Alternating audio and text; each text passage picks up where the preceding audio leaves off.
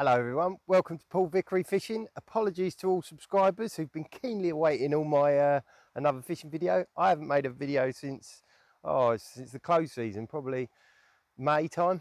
Anyway, I've been flat out busy. I've created a new business doing a milk round, and it's been taking up loads of my time. Here's a little clip of some of the stuff we've been up to up there. And yeah, we got some more cows. I only had 40 cows, and then all of a sudden I've got 150. All by my own fault. But anyway, I've been flat out working. I've barely done any fishing at all, probably 5 or 6 times fishing. So anyway, I've managed to get out. I've been looking at the big pike rods for ages. See this little clip, they look a right old state. The state of those. There are cobwebs up here. I don't know if everyone can see these. Look at that, cobwebs, mud. It's definitely the last time I used them. Let's give these a bit of a clean off. Check all the hooks. Check everything's all good. Go and catch a pike. They look rough, don't they? Anyway, I've come down the river. We're going to go for some pike. It's down in this little hole. I'm going to have I might catch a surprise down there, but we'll have a rummage down there, see what we can find. So yeah, we've got all the gear set up. My usual thing with the pike rods. Big old 60-pound braid, complete with cobwebs and dust and mud. Big old mat. I'd like to sit on my seat. I'm not really... Only got a few hours, but I'll sit on my seat. And for bait today, the other day, the small bit of fishing I have managed to do, I went down to Samphire Hoe. I'll show you a picture of this in a minute. And we managed to catch, I managed to catch 1 mackerel. 1 mackerel, bless it, on some feathers. And Ollie, my son, I'll show you the picture, caught this little pollock. Apologies, I know it's probably not on keepable size, so don't slate me, but he really wanted to catch a pike with it, so that's what we got for bait. Only 2 baits, but only going for a couple of hours. You see what I mean by this little hole. I don't think anybody's been down here for a long time. There we go, we've got him. Ooh. Try not to land on my butt. Ooh. I was a bit concerned there might be loads of duckweed down in here. Oh, there's a kingfish there. Loads of duckweed down here. You see Hever Lake's been covered in the stuff, but it's had a couple of floods and washed it all out. Well, not a couple of floods, just a couple of pushes through. And we've got to get our chest waders to get in here.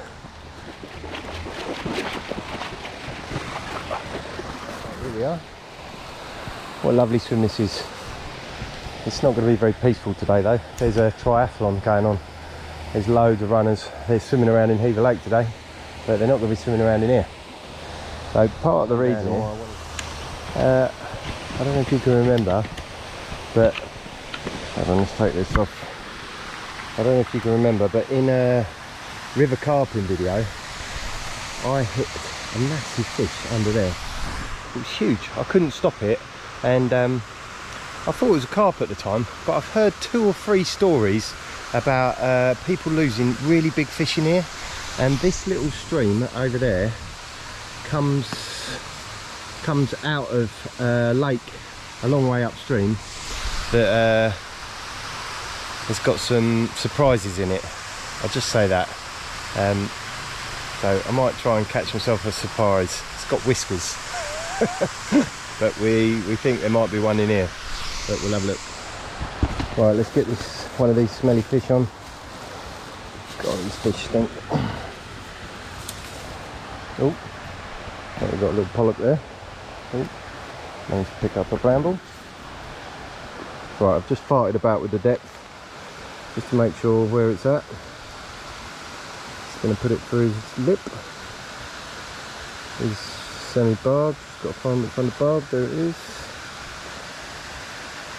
Oh, it's fresh from the sea, this is.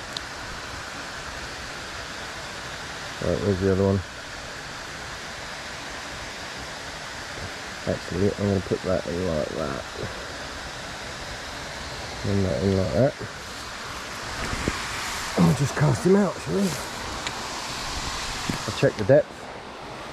So it's just going to lay on the bottom. I'm going to put him over there. There we get on.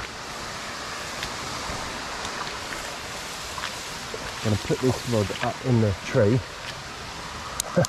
Try and keep some of the line off the water, because it is a river. And it does flow. Like it to stay up there. I don't think it wants to stay up there. Yeah, there we go. Right. Wait for a bite. Set up the other rods. Right, I've got both the rods out. I've just got to wait and see. It's nice to be out with 3 or 4 hours to actually fish. Like I say, I've been so busy. I just haven't even been in the mindset. I don't know, you guys, you could come in and out of fishing. Everybody has a little bit of when they're really mad for it. Like back end of last season, I was going mad for chub at the after dark and pike during the day. And I couldn't get enough. I was literally going out every night. In the last week of the season, I went out every night. Probably the last 2 weeks actually. Nearly divorce territory.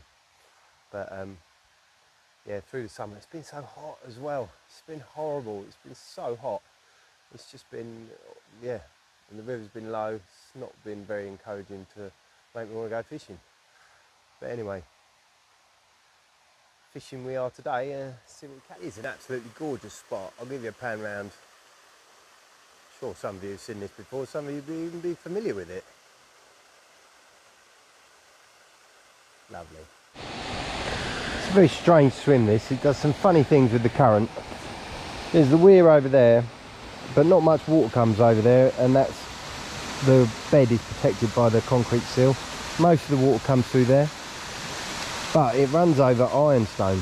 So every now and then in here, I know for a fact there's a big log in there. It's got a bit of a drop somewhere around there. And then over here, there's a bit of ironstone, which is just, as the water pummels that bank when it floods, it makes a bit of a hole. So there's a little tiny swim in there. Oh, where is it? Somewhere over there. Over there. And yeah, it's quite shallow all along where the bubbles are. And then it drops off where that current comes in there and makes a ledge. But yeah, there's a bit of ironstone. So there's sort of like a ledge that way, and then a ledge that way, and then just a bit of deep water just at the back. So I've caught loads of bream and chub and carp over there. I regularly spook a pike under the bushes over there. So, but it's quite bright sunlight on there, which I'm thinking is just putting them off a little bit. We shall persist.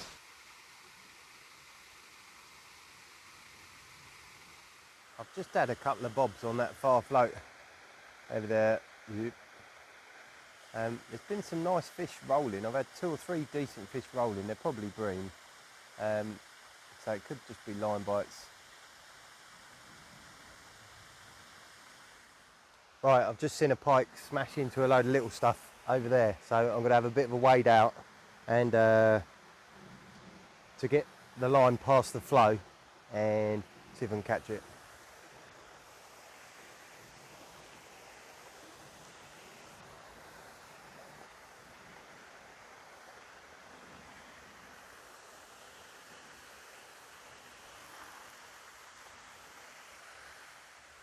Certainly very pleasant doing it like this. Just going to search a bit of water, let it. Got the bait suspended mid-depth and just floating around. I've seen that pike smash. Oh, there's another kingfisher. I've seen that pike smash into a bit more bleak. I think I need a. Oh, there's another kingfisher. I need a live bait to catch him. There he is. Look, see that?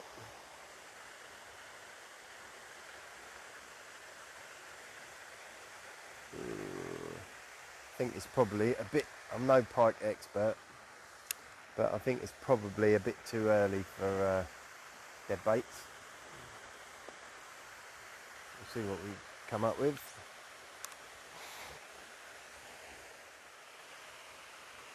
Oh, that float over there just bobbed. You gonna go? Definitely just bobbed. I can feel a hole in my waders as well.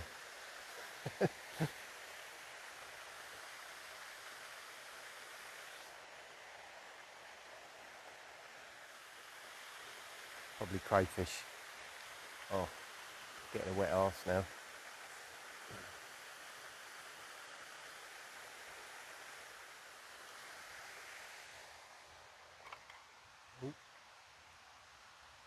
Oh, that float is just...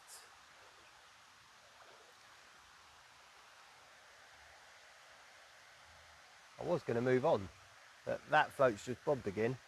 Bobbed twice now. Something interested in it.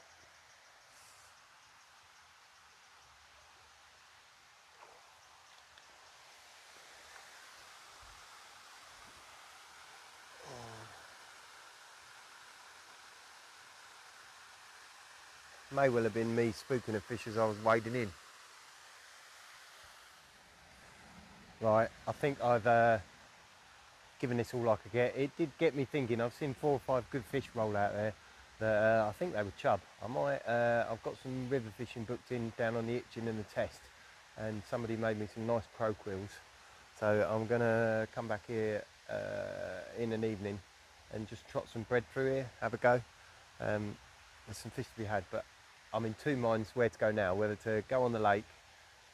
Only ever had 1 pike out of the swim that I'm thinking about, but it was £20. Or go to the tumble, which is just about my favourite swim on the whole entire river Eden. Always a pike in there, so I think I'll go to the tumble. Who wouldn't? So here we are, we've moved to another swim. This is the tumble weir, though a few of you may recognise this from best piking trip ever. There's a link up there, might be over there. Not that good at this thing.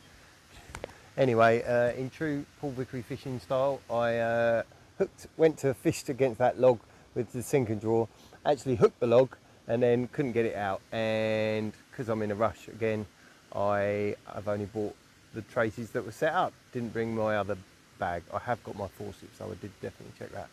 So yeah, we'll give it an hour here, see what we get. Absolutely gorgeous, this spot. The float is just about there. Haven't seen any pike activity yet. Oh, that float just moved then. Just had a lurch forward. Yeah, haven't seen any pike activity yet, but we live in hope. It's actually carrying a bit of water today, which is encouraging.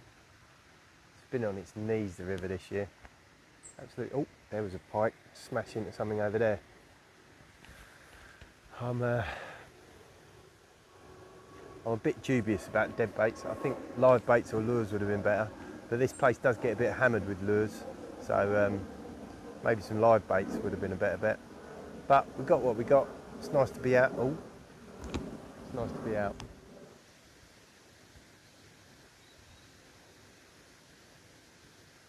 Worst thing about fishing this place on a Saturday, you get quite an audience.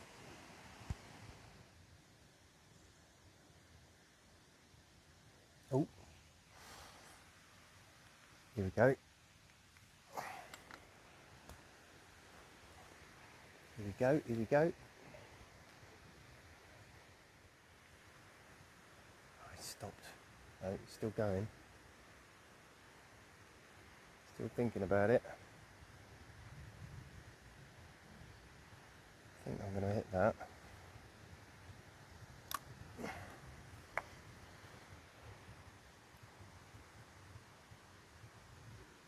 Yeah, let's wind down and hit it. Got it. This feels like a good one. Ooh. Ooh. This does feel like a good one. Bloody hell.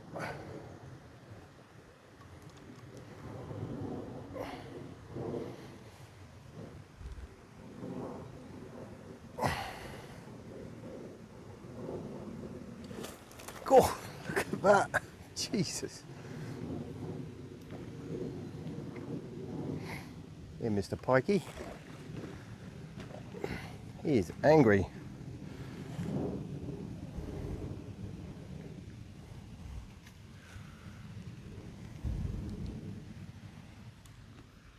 Let's get him in the net.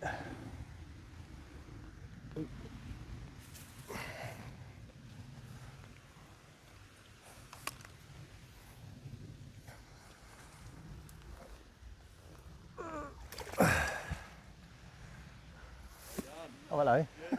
Yeah, that's what we wanted, one of them. Yeah, yeah. Is that fair size? Looks massive. It's quite big. I've had bigger. But yeah. Yeah. Got some lashes on it, isn't it? Oh yeah, yeah. They got some big teeth. You wouldn't want to. Yeah, you wouldn't want to. Yeah, you wouldn't want to fall in there. Alright. Oh, wrong one.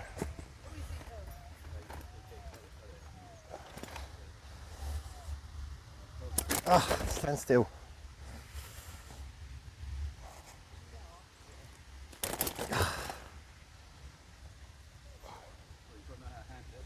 Yeah.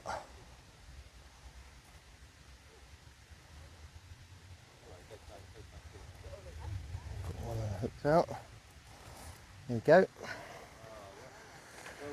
Oh, yeah. It's good. Oh yeah, definitely. Oh yeah, it's a cracker. So yeah, we fishing for a little bit. Had this absolute cracking pike. I reckon he's an easy double. Let's get him on the mat. Oh, he's a bit angry. Whoa. Right, let's get him on the mat. And pose for a video. Right. Fighting fit. There we go. First pike of the winter season. Lovely. Back.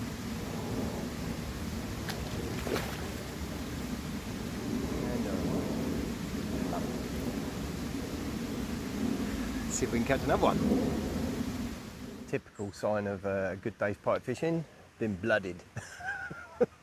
It's always a proud moment. Yeah, I got that pike cut me up big time. Okay, I've caught my pike. I've got one under my belt, so I'm going to give it about 5 more minutes and then going to give the last half hour in the willow tree spot. See if I can fluke one out of there. That'd be good. Right, I've moved to the lake. I'm going to give it half hour here. I'm not that optimistic. I've only ever caught one pike here, but it was 20.5 pounds, so it's worth persevering. I'll give you a look at the swim. Lovely looking swim. There's the float just on in the centre of the screen there. Lilies have all died back a bit. But yeah, this overhanging willow, there's loads of roots. It's getting quite a big feature, but it's don't get fished very much the lake these days. Give it a go. I don't know whether you can see that, but there's somebody swimming out there. They're doing a triathlon today. There's hundreds of people swimming, cycling, running around the lake. Rather them than me. Right, unfortunately no bites were forthcoming there, so that was the end of the video. I'm glad I got back out. I don't know how far I'll get with editing this, because editing takes so long. It's enough to put you off making videos. Anyway, hope you enjoyed the video, and if you did, click the like button down there. See you next time.